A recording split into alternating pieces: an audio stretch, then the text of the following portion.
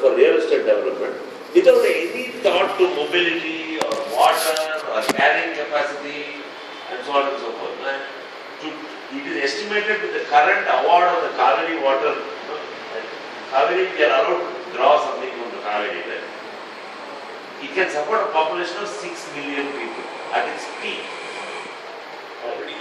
We are already at about 8.5 million right now, and PDA somehow doesn't look at projecting a population of 15 million people without any idea where the water is coming from. Right? All of you also have been seeing that a lot of issues have come up in the paper. Some poor village, that Mavalipura guys are dying of poisoning, leachate is getting, they don't dispose waste properly, they don't. So we should start a thing, a different way of thinking called, at least in your neighborhood, called WIMBY programs. Welcome in my backyard, not in my backyard. But shift the thinking, saying that how do we create a virtuous circle instead of a vicious cycle that these guys are pushing down our throats into this thing.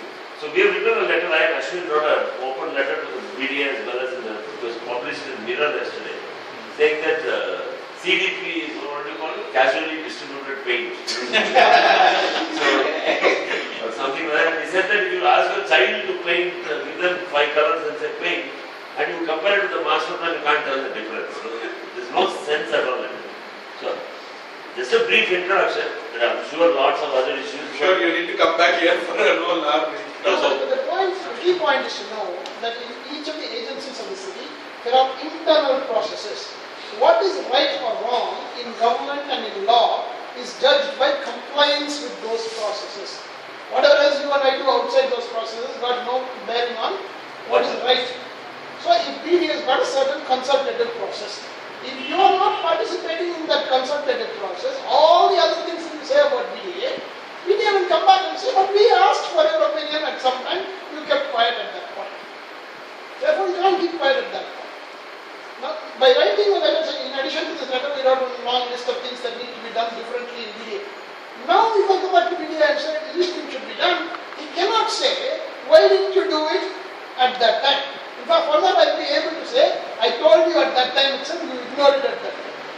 So essentially, putting this input back and engaging the formal processes in government is the most important thing that is needed for challenging the system. At the end of the day, Baba writes a letter saying, fix the damn street light, it gets fixed. Because now there is a record of somebody writing and saying, fix the street light. Therefore, we need to engage the formal processes of government through our ecosystem. And when you see this commuter rail proposal that Satya talked about, it's fundamentally about engaging those processes. It's never about the idea. The idea is a no-brainer. The idea was available to us in 1983 or something like that. Yeah, it's a very old idea. It's a very old idea. Even then it made sense. But it still hasn't been acted on. So the question for us is how do you make the processes work to crack that? I'll introduce N.S. Mukunda sir to all of you. Many of you already know him. So, Mr. Mukunda is founder of Citizen Action Forum, which is another citizen group, active group in Bangalore for many years. And sir is always there wherever people are fighting for common thing. I remember one Sunday morning or Saturday night we called into Rajarajeshwari Nagara for all the Kata thing, and within 45 minutes he was there. And he really understands the process, and the biggest thing that I know that he has done is about Agrama Sakrama. Today we have invited him to share some of his experiences, how he got involved. He is also professional like many of us, but he is deeply involved in the civic matters. We would like to know from him what he learned, how he learned it, and what we can do as we begin our journey into this. Thank you so much for being here, sir. So, Satya. So I'd like to thank One Bangalore, Srinivas and Ashwin for inviting us over to make this presentation. Like Ashwin said, commuter rail isn't a new concept per se. We just picked it up because it's been lying in the dustbin for so long and we're spending so much money on the metro and other different things that we found a very nice option which could have been done as a plan. So Rajarag is basically nothing. Raja.in is a portal where all of us can go in there and discuss the things that we do here. We can go there and discuss as well. It provides an online portal so people who don't have the time to come and sit and discuss, they can actually do it over there. The RAG stands for Research, Analysis and Advocacy Groups, but it's not any PhD that we give to this research. It just means that we believe in understanding issues and understanding issues from all perspectives before we go in and advocate things. And just a bunch of offline people who take up issues, take up specific issues. There are a lot of things we discuss on Project.in, but some things which we believe should be taken forward. A bunch of us, most of us are sitting here, one of us are here, so we all try and take this up.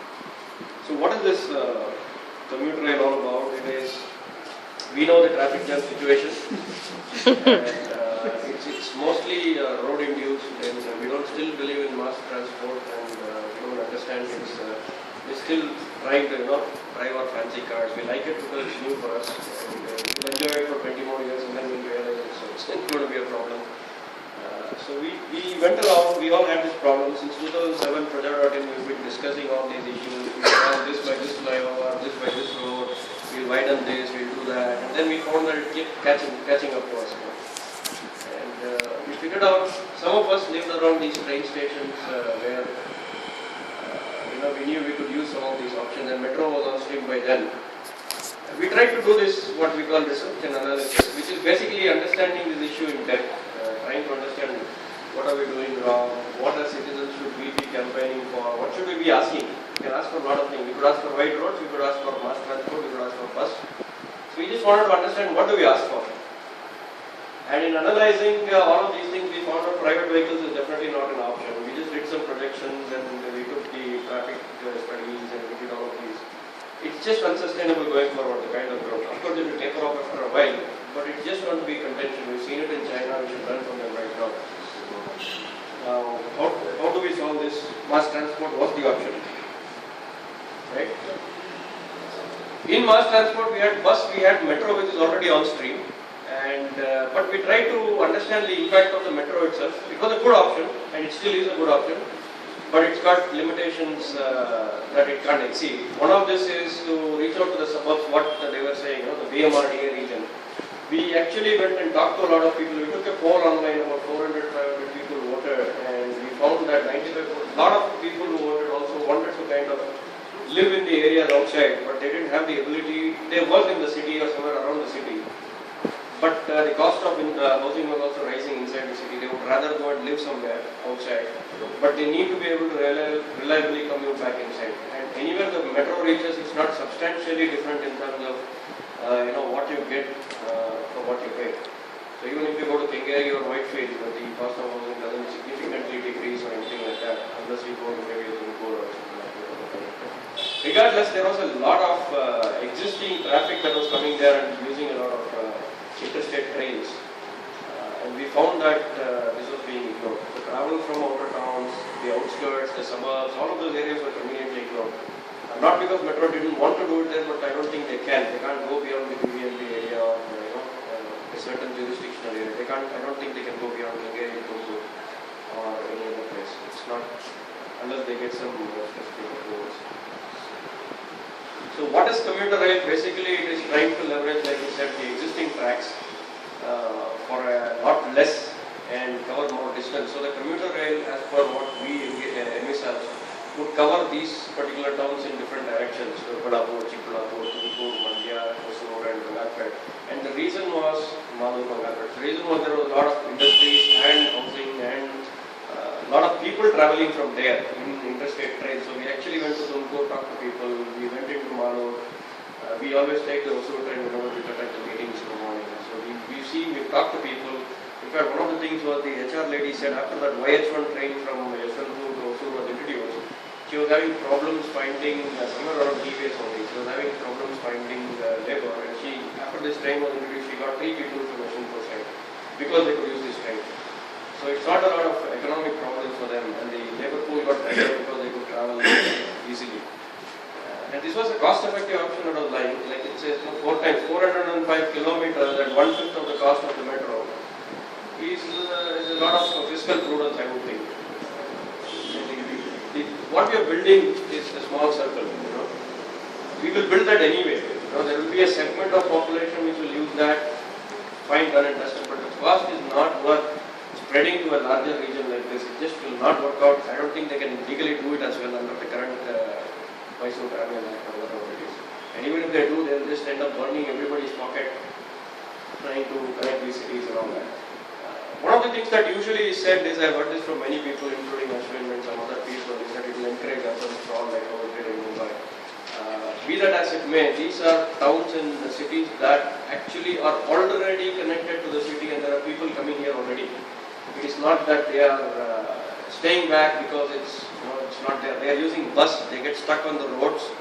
They get stuck on the same traffic that the road traffic that the private vehicles are using.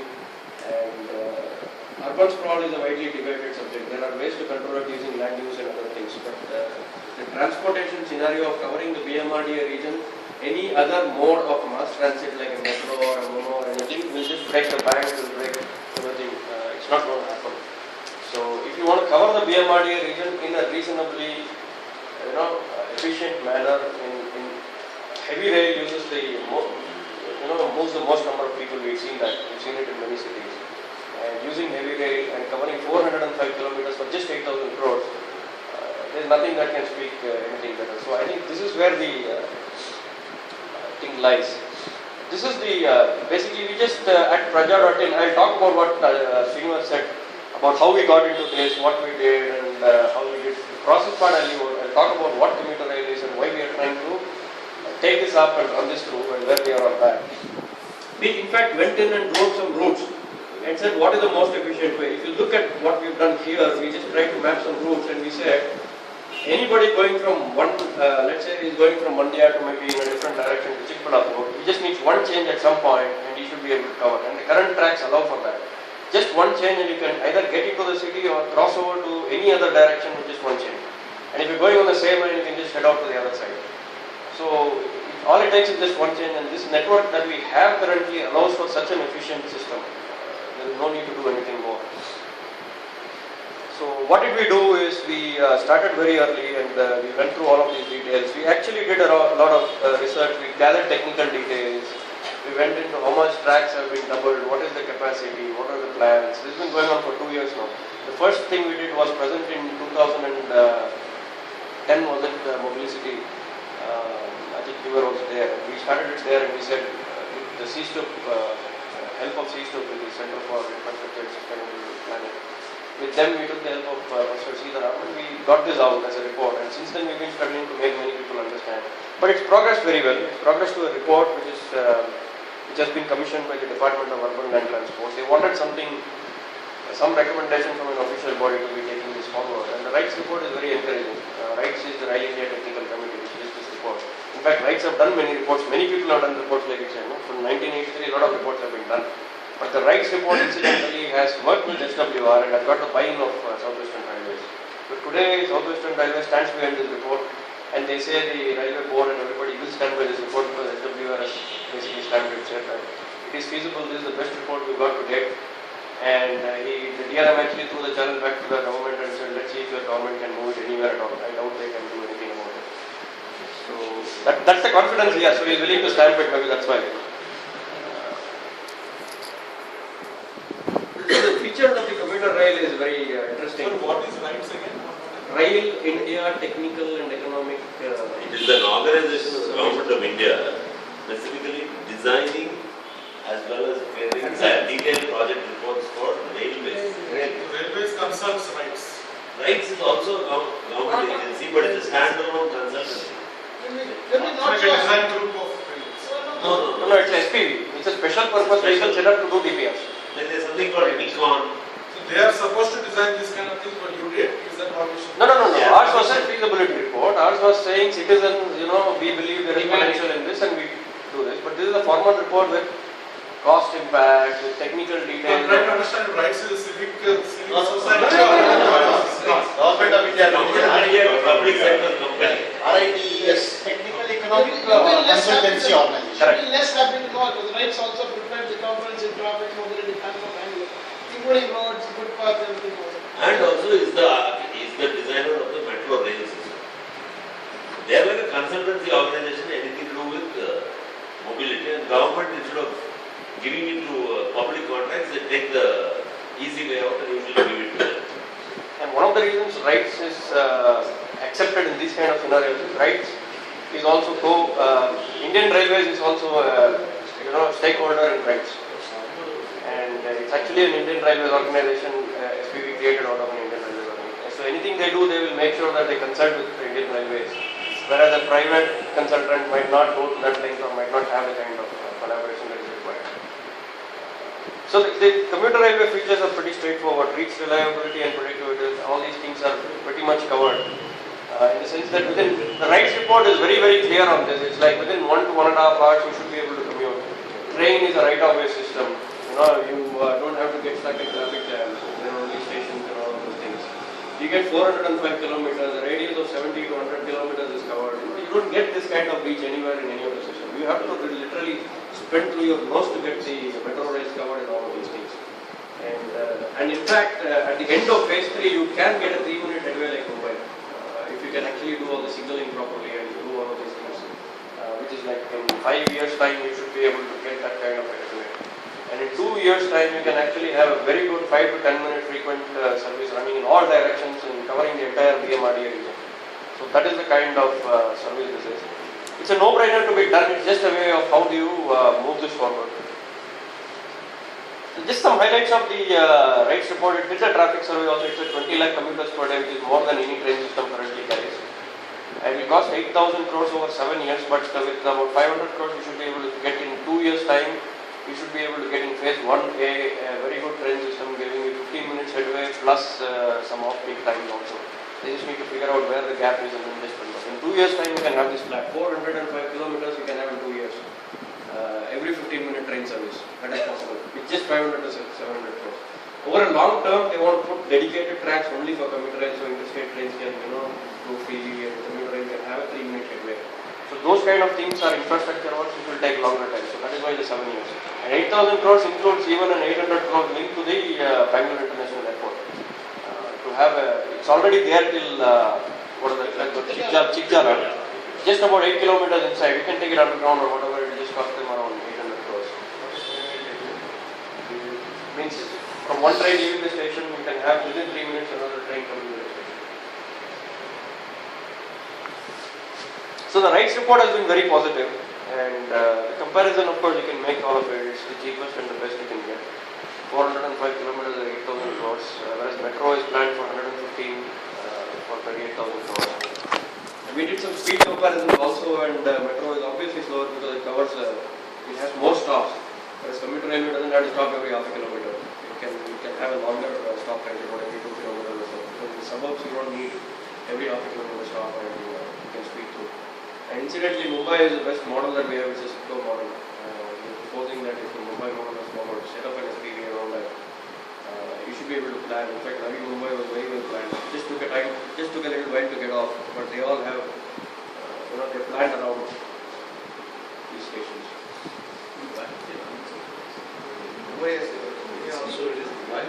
Nobody asked for it. Nobody asked. More interested in new projects. Yeah, nobody gets anything, right? Unless Nobody you gets don't. anything. It's not a- Mumbai also is the commuter rail service dedicated one or the state? No, dedicated. They have dedicated tracks only for their commuter rail. Every 60 kilometers outside Mumbai. No sharing with. Don't say. All the tickets come with the Southwest. Because it's run in an SPV where the MRVC, Mumbai Railway Corporation is getting. It goes up to VT.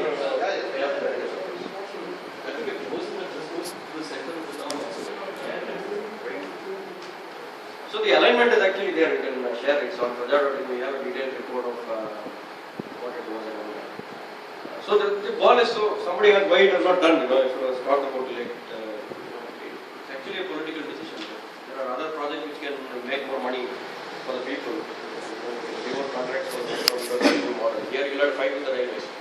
Obviously, it's discouraging to fight with the railways, but at some point you have to do the different things to not spend through your cost.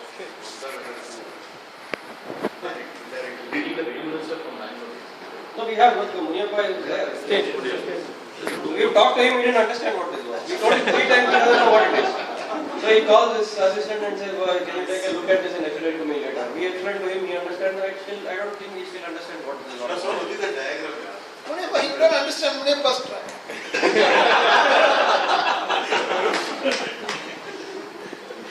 That you have to understand first. So what's happened right now in the where we are is DULT, which has commissioned this report from RISE, has got a draft report to which we have provided a lot of technical inputs. That needs to be taken up, it needs to be given to either IDD or somebody, and it needs to be taken up by people. But there is a lot of, it's like what's in it for me, it's all lying around. If we also came up with some money, would it move that much faster? What would you do with the money? Give it to them? Essentially, fundamentally, now there's a feasibility report from RISE that says can do will help. That's where we are. Somebody in the government has to move it. Okay, we'll talk to somebody in the government to see how to take up that conversation with the right people in the. Where does it need to be taken up? At the board level or where? The thing is now, state government should be able to go and talk to the railway board, sit down there, first write saying that we've got a rights report which SWR stands behind. So we are interested in taking this up. Right? You've discussed the modalities, NSPV or whatever it is, that will get sorted out now. So now we need to do this. You just give me a writing that you are okay with. Which arm of the state government? It should be the infrastructure development department, ideally. The bureaucratic arm should be the IDD. Huh? Khatri. Khatri, no? Rajkumar Khatri. Okay.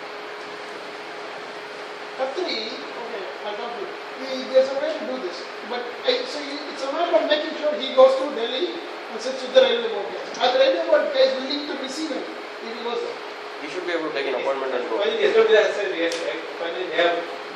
So far, Railways has always been like, I don't want to do anything with this. There is some. My taxes full, I don't want to do anything with my tax, blah, blah, So blah. that's No, no, but now Sudhanshu Mani was very, very positive. Only now. Only now he came back. Very positive. Money being possible is one thing, but moving it into the railway board's agenda. So essentially, you need to get it into the railway board's agenda. Yes, right. This is what I mean by Yeah, watching the internal process. Yeah. There's a former railway board chairman who lives here, Mr. Mandal. So we'll go and catch hold of this thing and try to move this to the agenda items of one of the railway board. And then it will happen. There is another. In Andhra Pradesh, the way it was because of the minister, right? In AP, chief minister went and said, calculate the, MMTS, AP. So here's what the DRM has told us, Ravi, is that when we and Murli went in and met him, right now if you want to make this happen, the state government has to put in 100% of the money and make this happen. So when we countered saying that in MMTS in Hyderabad, you guys were willing to bear 50% of the cost, and then now it is at 66, 33 or whatever it is. He said, no, that was because Chandrababu Naidu went and did what he needed to do. Do you have anybody like that? I don't think you have. So what is the 2-year cost for the first phase? First, phase 1A is costed at approximately 500 to 700 crores. The breakup is not given, but I was told offline that it was around 500 to 700. What will you get for that?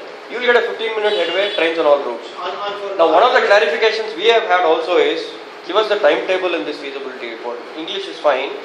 If you've done any technical work, give us. They have not done land use requirement. They haven't done the how much land needs to be acquired, all of those things. They said that's a separate study that needs to be done.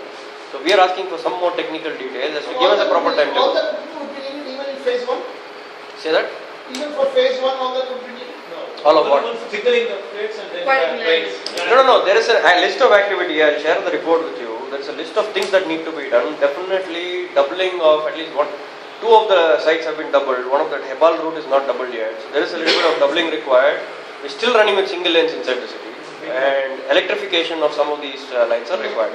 So that is where the cost is going. Upgradation of signaling facility within this region. But those are technical things. Of course. There's no real obstacle. Benefits is the only obstacle from what I mean. No. Obstacles are never there. If you want to do this tomorrow, you can do this.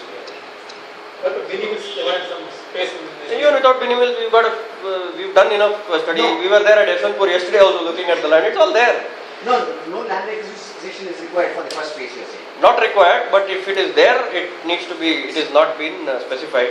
Last report about 97's report, I think 2001 report said that around 60 acres of land is required here and there in every parcel. But most of that is always there with the railways. It is just that it has been encroached upon. In any track, if you go, so railways marks their, put their poles. You can see them here and there. So that is always there. When you ask the railway, they will tell you we don't We don't go in and keep it free, but it is always there and we will evacuate whenever required. So land is available even to quadruple today. They did it in Mumbai, and they wanted to expand it up to Villa, 4 track. They did the same thing. They had the plan with them, a lot of enforcement was there. Correct. They removed the enforcement and laid the track. They never say don't encroach. That's one thing they say. Indian Railways never says don't encroach because their plans are always 100 years. We don't know when we'll need What it. Srinivas is saying, see, this obviously looks like why would anybody not do this kind of presentation, right? But I think you guys really lack a branding piece in this. You need a bigger tent, not a big tent, but this is a bigger tent, and you really need to call it number and increase the hype of it in the public eye. Because you say That's where you come in here. I think they do it. So one of the things that we Do did it. do was Increase the- we did brand it as number 8, but we didn't want it to be seen as something that is driven by a small minority of people. We want everybody to accept this as a project that will benefit a lot of these people. Yeah, from That's today, what it is no more Prajas this thing. Yeah, it's never anything Please like join in. That's what you're saying. anybody can brand this and say this is the brand, let's go and do it. Yeah. We have a brand called Number 8 for this and we've been running with that as a concept because we had to do a lot of technical research work to be able to speak confidently in front of Southwestern Railways and GOK. So that much capability we had to build. That is why we took so much time, we prepared this report and all of those things. It's basically having a sound footing in the technical details to make sure we can stand up for review. And then we actually presented a report which led to whatever has been done. From now on it is a political push. What it says is transportation is not a technical problem. Most often it is a political But you know problem. where to do this is in the satellite towns, not here in Bangalore. Yes. You stand in Maladi bus stop and hand this flyer out saying if your MLA would support this thing, it will happen day after tomorrow morning, that will happen. It's very interesting, what we've written to all the MPs and MLAs around here, and the only person we even Chikmadapur is Virappa Moili, Kolar is Munyappa himself. The only guy who is actually going and following this up is the Tumkur MP Basuraj, BJP. Every other meeting, he goes, he and his person there, Raghunatham, they are talking to Manjula, asking what's the problem, where is the status, what is this, he's given us technical details of what it is. One MP is asking, nobody else is even interested in asking. So it's all about who is asking for this, who wants this train. If we all wanted an airport, we asked for it, we got it. Does anybody want this train? Please ask for it. And we want more and more people to say, we want this because I would rather go and live in maybe a Mysore or Mandya or a Chikmadapur and commute, whatever. I don't want There's to. also there's another project, I attended some government meeting about a couple of months back with some Japanese guy. The guy who landed up, he turned out to be some Japanese designer of some bullet train. They want to put a train between Bangalore and Chennai in 1.5 hours. Yeah, they are- Chennai, Bangalore, Mysore. Something like that. So, they were ready to sign an MOU that evening itself. I was wondering who it was that, because obviously there is some interest somewhere. Some private. Very well attended meeting it was in Vidhanpura. So everybody was there, a lot of MPs, MLAs, all kinds of characters were there. See, this is using all railways existing infrastructure.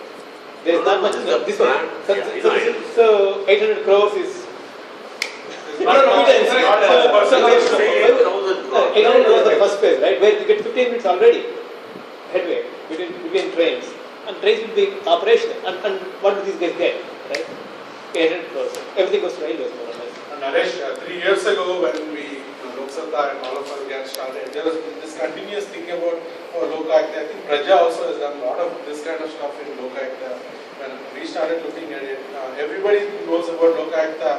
Justice Santosh Hegde doing very well and catching all the corrupt people, but nobody is convicted. Doesn't have enough powers. So at some point we as in now I'm putting on my Lok Sabha hat, we said now we need to become a political campaign, a public political campaign. So it's interesting, 3 years later we again find What I am slightly disturbed about is the increasing acceptance by the general public for allowed pilferage. Like to the point I don't know why everybody or why we are getting frustrated. So we are getting frustrated and saying unless the politicians make money, no project will be ever happen. What is this allowed pilferage business? You cannot let go so easily. I completely agree. I hand every day, but I know, but Like Amir Khan said today,